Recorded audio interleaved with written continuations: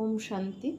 আমাদের আত্মিক স্থিতিকে ঠিক রাখার জন্য রোজ যে অভ্যাসগুলো আমাদের করা উচিত সেগুলো হলো, এক, আত্মিক দৃষ্টির অভ্যাস। অর্থাৎ কাউকে যখন দেখব, শরীর দেখব না, আত্মাকে দেখব, যে এই আত্মাও পরমাত্মার সন্তান, এও পরমধাম থেকে এসেছে পার্ট প্লে করতে। দুই হলো, বিশ্বকে সাকাশ দেওয়ার অভ্যাস করতে হবে। অর্থাৎ বিশ্বের আত্মাদের মনসা দ্বারা শক্তির দান দিতে হবে, সবার শুভ ভাবনা শুভকামনা করতে হবে। বিশ্বের সমস্ত আত্মারা শান্ত হোক, সবার মঙ্গল হোক, সমস্ত আত্মারা দুঃখ কষ্ট থেকে মুক্ত হোক। বিশ্বের আত্মারাও যাতে সহজেই তাদের কার্মিক অ্যাকাউন্ট ক্লিয়ার করতে পারে, তার জন্য তাদের শক্তি সুখ শান্তির ভাইব্রেশন দিতে হবে। 3 নম্বর হলো, রোজ মুরলি থেকে কিছু মেন পয়েন্ট নিয়ে তার উপর চিন্তন করতে হবে। তাহলে নিদ্রাজিত হওয়া যাবে, সবসময় খুশিও থাকা যাবে, আর বিকর্মও বিনাশ হবে। 4 নম্বর হলো, আত্ম অভিমানী স্থিতির অভ্যাস করতে হবে। অর্থাৎ দেহকে আর দেহের দুনিয়াকে সম্পূর্ণ ভুলে গিয়ে মনে করতে হবে যে আমি আত্মা, এই দেহ আর দুনিয়ার সাথে আমার কোনো রিস্তা নেই, আমি ফরিস্তা।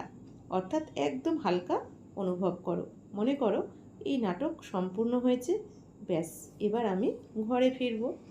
5 নম্বর হলো, রোজ মুরলি থেকে মেন কিছু পয়েন্ট লেখার অভ্যাস করতে হবে।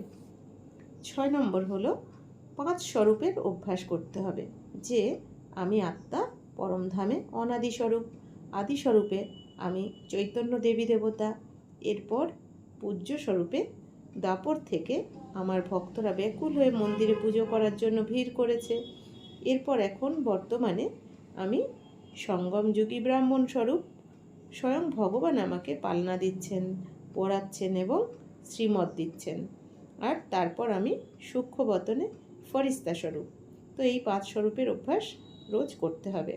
7 নম্বর হলো, 3 বিন্দুর অভ্যাস করতে হবে। অর্থাৎ আত্মা পরমাত্মা আর ড্রামার পার্ট পাক্কা করতে হবে। 8 নম্বর হলো, সারাদিনে 1 ঘন্টা পর পর অমৃত বেলাতে বা যখনই সময় হোক সময় বার করে বারবার অভ্যাস করতে হবে যে আমি আত্মা এখন ভ্রুকুটি সিংহাসনে আছি, আবার এখন সেকেন্ডের মধ্যে পরমধামে বাবার কাছে পৌঁছে গেছি।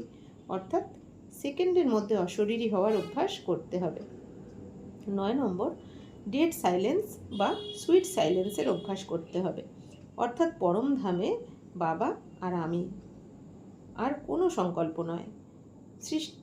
10 নম্বর হলো, সৃষ্টিচক্রের রহস্যকে জেনে সারাদিনে কখনো না কখনো নিজের সাথে কথা বলার অভ্যাস করতে হবে, তবেই স্থিতি ঠিক থাকবে।